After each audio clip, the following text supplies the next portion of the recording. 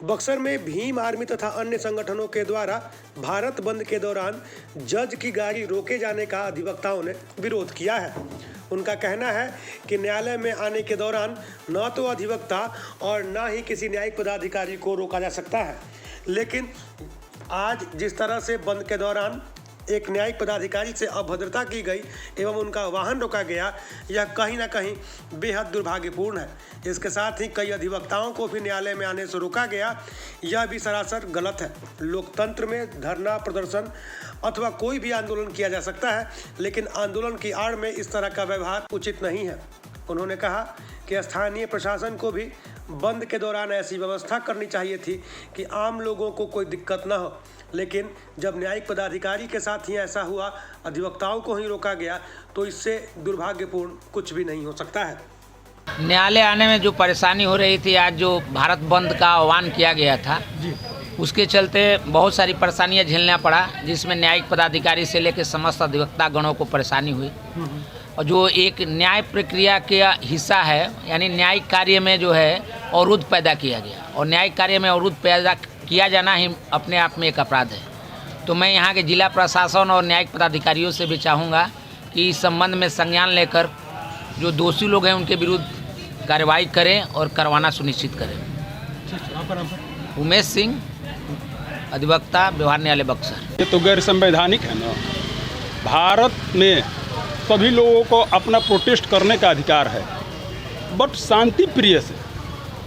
शांति प्रिय आप कीजिए, आपको कौन रोका है? असल कोई एक चेंज ऐसी कर लीजिए कि इस जगह पर हम लोग जो है सो अपना प्रोटेस्ट करेंगे किसी भी पॉइंट पर, किसी भी मुद्दे पर। हालांकि ये जो प्रोटेस्ट हुआ है ये सरासर गलत हुआ है।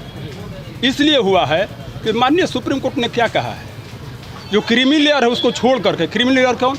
जो समृद्ध व्यक्ति बन गए हैं उसी में, जो धनवान बन गए हैं उनको छाट दिया जाए, उनको आरक्षण न दिया जाए, और जो गरीब दबके कुचले हुए लोग हैं उनको आरक्षण मिले।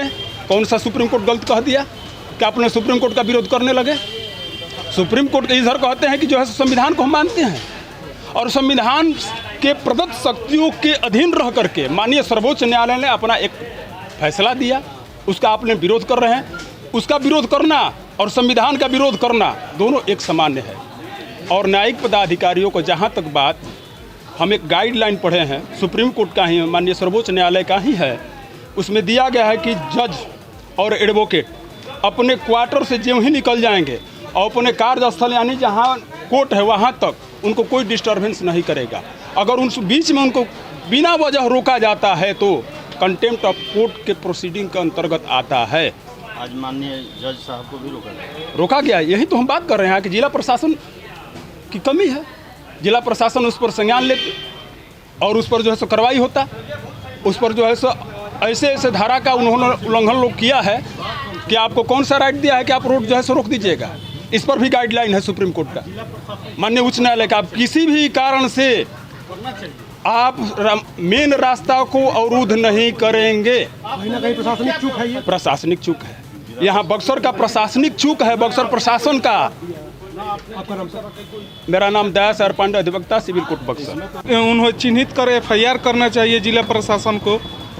इसमें न्यायिक कार्य बाधित हुआ। न्यायालय में आने में मुवक्किल को, अधिवक्ता को और न्यायिक पदाधिकारी को बहुत कठिनाई का सामना करना पड़ा। साथ ही सुनने में ये भी आया कि गर्भवती महिला को भी अस्पताल नहीं जाने दिया गया।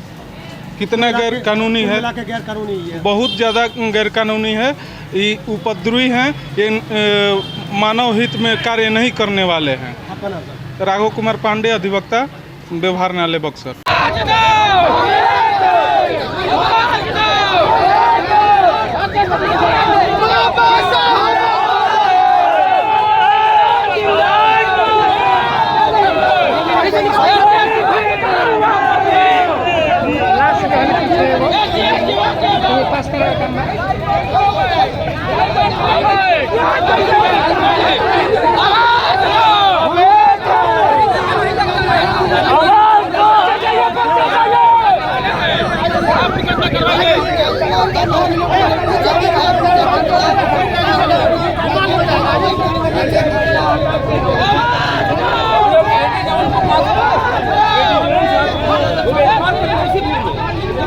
Gracias. जिंदाबाद